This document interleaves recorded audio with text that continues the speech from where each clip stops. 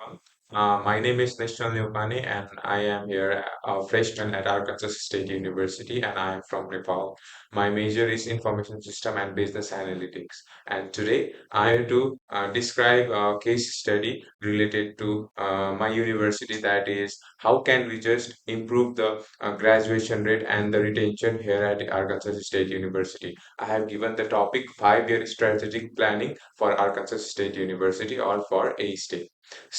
I'll just introduce something about it. As this university is located in Jonesboro, Arkansas, and then here, what the university is more featured like with the native students, there are more international students. For example, basically, I'm from Nepal, and like me, many of the people or many of the students are from Nepal, India, Bangladesh, China, and many other countries like Kenya, South Africa. What can we do to improve the graduation rates, and then what can we do to not let the students get transferred from the university without having graduation? So we are going to discuss in this topic in this video. So I will just provide you some of the data that I think it will be helpful for be discussing in this video or the project. So in this year, all total 17,926 students got enrolled, and that is more 7% more than that of the previous year. And then our aim is to increase the number of freshman enrollment and the graduation rate for this project or for this video. So how can we do that? Keeping the neutral budget constant and aiming to make more student enrolled in this university. So I'll just provide you some of the graph that it might be helpful. So as you can look in these two graphs, that in the previous, I have just made two graphs, and then the left one graph is showing that the enrollment was least in the previous 5 years, and there were no much student enrollments in the previous 5 years. But you can see that the latest 5-year graph is upward sloping. So that means that there are large number of student enrollment within the latest 5 years. So what can we do to make this student enrollment increase or keep it constant, keeping the neutral budget and keeping the facilities as same as the present time? And I have separated two to three ways to accommodate this situation. So I will just say one by one. For the first thing is expand online and hybrid learning. As we all know that online learning, as I come from a underdeveloped country, Nepal, and I have only experienced the online learning during the time of COVID pandemic. So before that, I was unaware about what is online learning, what is learning through Microsoft Teams or Google Teams or something like that. Expand online learning and hybrid learning. For example, if we introduce the facility of online learning to the students, because many of the students does not live here at on campus, they are from far away. As I am from Nepal, so being in Nepal, being in my home country itself, I can just study the course material of the United States of America through the medium of Arkansas State University. So having that, I will be able to just be able to grab the certificate and all the course materials and course curriculum of a developed country. So I can do that one as well. And then hybrid learning also. Hybrid learning, it basically means that having physical as well as online classes. So within a week we have 5 days classes, but we can just manage the 5 days classes into online and hybrid classes. The students who are just having the classes for the first 3 days of the week, they can have the rest of the classes through the online medium. So with this method, many of the students can stay here and then do the online classes as well as the hybrid classes, and this way falls on the human capital theory. And my other mates will be discussing about this theory in brief. So I will be moving on to the next one. Strengthen student retention by peer mentorship and tutoring program. This is a topic that is similar to me. as I am not a native English speaker, I don't understand the fluent English speaker or the native English speaker of here, because basically my all professor are a fluent and native English speakers.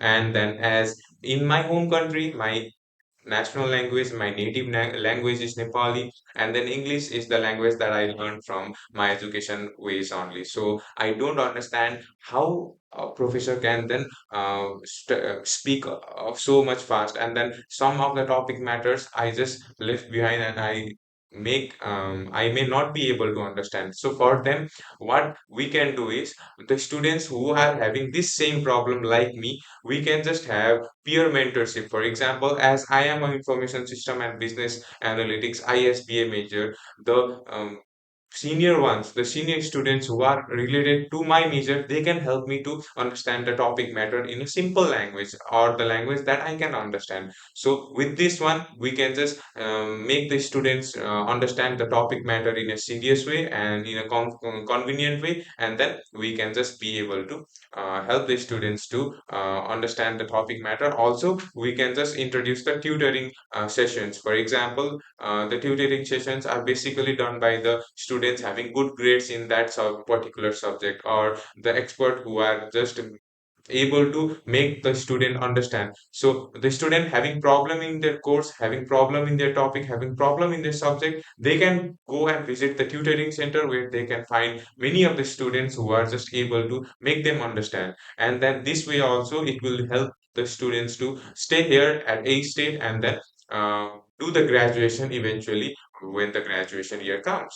So, and the third way is the developing interdisciplinary subject certificate program, and it is the easiest way to just introduce different kinds of certificate programs using and utilizing the same faculty, same number of faculty members. For example, we have highly qualified professors and tutors here at A State, and then they are of the different fields, but they can be together, they can combine together the course material, the topics, the subjects that falls under different majors, and then combining that subjects and major, they can introduce a new certificate program for the students. And then if the certificate program will be beneficial for the future or for the students future, the students will automatically come and then study that major via online or physical medium. So this way we can just increase the enrollment rates in the A state, and then also we can just not let the students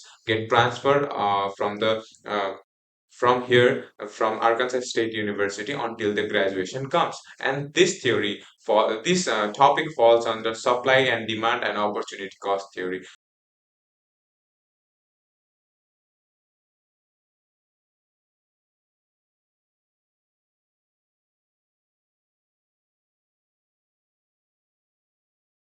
Driven by A-State's online program, their enrollment has continued to increase. ASU is among the largest university in the nation, and its total enrollment continues to increase. Seeing historic enrollment increase, A-State has welcomed 153,000 new students in fall of 2024, 120,000 undergraduate students, 33,000 graduate students.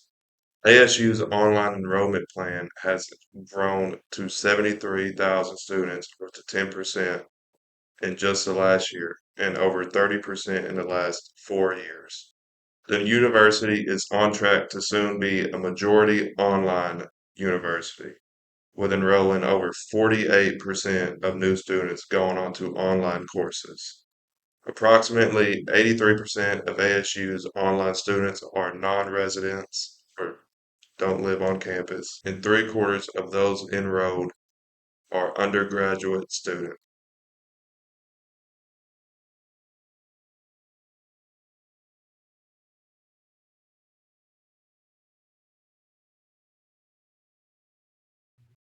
Speaking more on the first point, this here is a graph on several schools who use online, in person, or mixed curriculums. One of the first schools I'll be talking about here is Omaha PH, a mostly in person school. While it does have a lower average ACT of 21 and SAT of 1060, it has a 4-star rating and a 70% graduation rate. On the other side, Commonwealth Connections has a much higher ACT and SAT, that being 24 and 1140 respectively. With that, it has a slightly lower graduation rate. On the in between of this, schools like Cincinnati Virtual or Voice have reported to have a more medium ground and a lot easier base for the teachers. This will keep students had a lot more availability for the teacher. More onto the second point, while having more of an injected student like degree, having more people and working together, having students have a one-on-one with a senior would have a much better priority for the students. While we couldn't find much evidence for this, which is why we're not going to be making it our main point, it is still a really good option. And finally, the last subject of this, the introduction of more certificate programs. While this would be a good option for the school, it would be much more complicated in the line of how many professors can teach what subjects.